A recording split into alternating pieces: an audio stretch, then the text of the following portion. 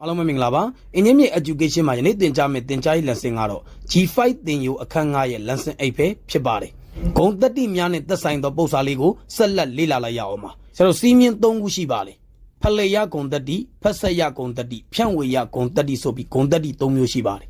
အဲ့ဒီ3မျိုးကိုဆရာတို့ကစီးမြင်1စီးမြင်2စီးမြင်3ဆိုပြီးခွဲလိုက်ပါမယ်စီးမြင်တစ်ခုချင်းစီကိုသင်ကြားပေးသွားမှာပဲဖြစ်ပါတယ်စီးမြင်1ပေးထားသောတန်ဖိုးမှာဆိုရင်ဆရာတို့ကစာကယ်ဒီ 2.5 ပါ triangle ဒီ 1.8 ပါ square ဒီ 1.4 ဖြစ်လျင်စီးမြင်1မှန်ကန်ခြင်းရှိမရှိစစ်ဆေးကြည့်ပါမယ်စာကယ်ဤတန်ဖိုးဒီ 2.5 ပါ triangle ဤတန်ဖိုးဒီ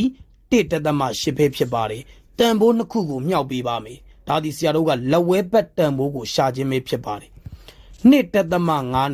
1.8 ကိုမြောက်ပါမယ်8 5လီ40 3ညရီ4မှတ်ပါ8နှစ်လီ16ပေါင်းလိုက်တော့20ပဲဖြစ်ပါတယ်1 5လီ5ပါ1နှစ်လီ2ပါပေါင်းပေးပါမယ်3ညပေါင်းလိုက်5ပါပေါင်းလိုက်4ပဲဖြစ်ပါတယ်ဒသမ2နေရာဖြတ်ပါမယ်1နေရာ2နေရာရရှိလာတော့တန်ဖိုးသည် 4.5 ပဲဖြစ်ပါတယ်လက်ရဘက်တန်ဖိုးတွက်ပါမယ်စတော့နေရာချင်းဖလှယ်လိုက်ပါပြီ triangle ဤတန်ဖိုးသည်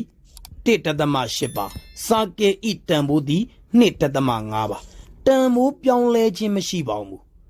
2.5နဲ့ 1.8 နဲ့မြောက်ရင်လည်း 4.5 ရတယ်လို့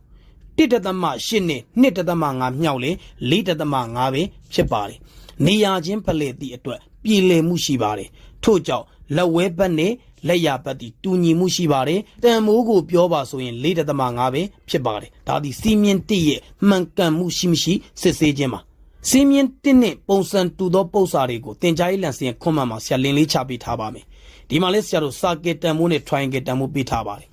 မှန်ကန်ခြင်းရှိမရှိစစ်ဆေးခိုင်းတာပဲဖြစ်ပါတယ်လက်ဝဲဘက်တန်မိုးတွက်ပါမယ်လက်ရဘက်တန်မိုးတွက်ပါမယ်အဖြေတိုက်ကြည့်မှန်နေဆိုရင်ဆရာတို့ကစီးမြင်သည်မှန်ကန်မှုရှိပါတယ်ပုံစံတူပု္ပ္ပစာတွေပါယနေ့သင်ကြားပေးခဲ့တဲ့စီးမြင်1ရဲ့ရှင်းလင်းချက်ကိုနားလည်လိမ့်မယ်လို့ထင်ပါတယ်အားလုံးကိုကျေးဇူးတင်ပါတယ်ရှင်လန်းချမ်းမြေ့ကြပါစေဗျာ